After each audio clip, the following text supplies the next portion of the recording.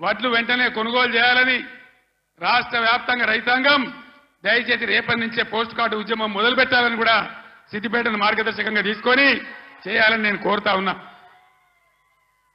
ఇవన్నీ చేయాలని అడిగితే ఇప్పుడే పోచారం గారు అన్నాడు, ఒక మంత్రి ఏమో రైతు బంధు అడిగితే చెప్పుతోని కొట్టిండ్రు అంటాడు.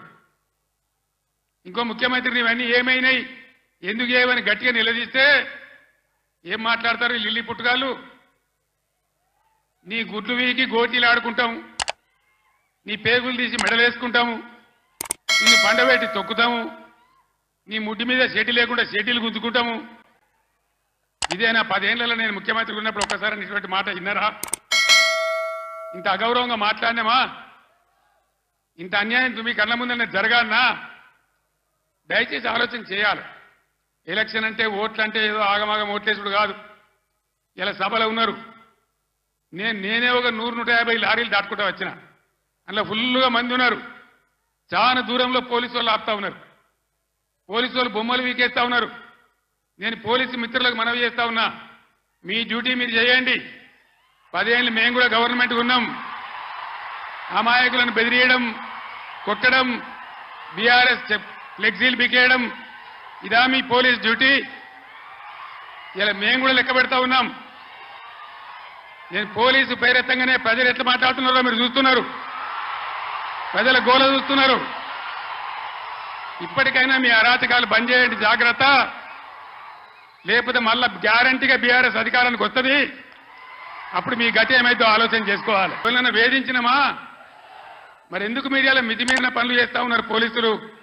దయచేసి మానుకోండి పోలీస్ సోదరులారా, మేమన్నీ రికార్డు చేస్తా ఉన్నాం. ఈ ప్రజల స్పందన చూసైనా మీరు మారాలి. డీజీపీ గారు మీరు మారాలని నేను చెప్తా ఉన్నా, లేకపోతే మీ మీదకి ప్రజలే తిరుగుబడే రోడ్ వస్తుంది, జాగ్రత్త అని నేను చెప్తా ఉన్నా. మా కార్యకర్త తెలంగాణ ఉద్యమకారుడు సల్వాజీ మాధవరావు అని కరీంనగర్ జిల్లా ధర్మారంలో, పెద్దపల్లి జిల్లాలో ఆయన సోషల్ మీడియాలో ఒక పోస్ట్ పెట్టిండని చెప్పి ఆయన మీద అక్రమ కేసులు పెట్టి ఇలా జైలు తరలించినారు. ఆయన కరీంనగర్ జైల్లో ఉన్నాడు. ఇది మీకు న్యాయమా?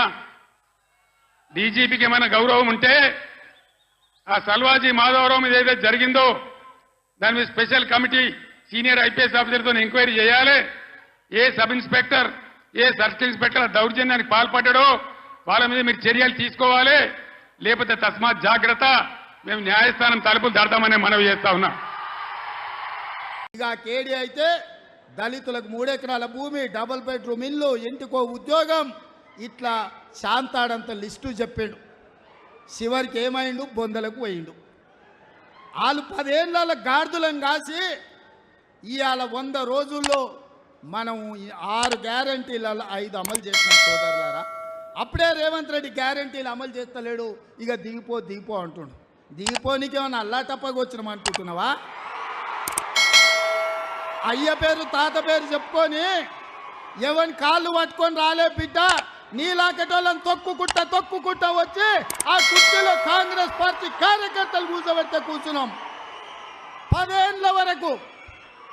ఏళ్ళ వరకు నేను చెప్తున్నా, మానుకోట గడ్డ మీద నుంచి కల్వకుంట చంద్రశేఖరరావు గుర్తుపెట్టుకో. నువ్వు కాదు, నిన్ను అయ్య కాదు, నీ తాత కాదు, నిన్ను పుట్టించినోడు వచ్చినా 10 ఏళ్ళు తెలంగాణ రాష్ట్రంలో కాంగ్రెస్ ప్రభుత్వం ఉంటుంది. ప్రజా పాలన అందిస్తాం. ప్రతి పేదవాడికి ఇచ్చిన మాట ప్రకారం ఇందిరమ్మ ఇండ్లు ఇస్తాం. ఆర్టీసీ బస్సులో ఉచిత ప్రయాణం ఇస్తాం. రాజీవ్ గాంధీ ఆరోగ్యశ్రీలో 10 లక్షలు ఇస్తాం. ఇంటింటికి 200 యూనిట్లు ఉచిత కరెంట్ ఇస్తాం. 500 రూపాయలకే సిలిండర్ ఇస్తాం. సంవత్సరం తిరిగే లోపల 2 లక్షల ఉద్యోగాలు ఇస్తాం. బీసీ జనాభా లెక్కలు కట్టి వాళ్ళ జనాభా ఎంతుందో వాళ్లకు నిధులు ఇస్తాం. ఇవన్నీ పనులు చేసే బాధ్యత మాది. ఇదే కాదు మీడియా మిత్రులారా, 100 రోజుల్లో మీకు తెలుసు అధికారం చేపట్టిన 48 గంటల్లో ఆడబిడ్డలకు ఆర్టీసీలో ఉచిత ప్రయాణం ఇచ్చినాం. ఇవాళకి 35 కోట్ల మంది ఆడబిడ్డలు అమ్మగారింటికి, అత్తగారింటికి నచ్చిన దేవుణ్ణి మొక్కుకోనికే గుళ్ళు గోపురాలకు పోయి వచ్చింది.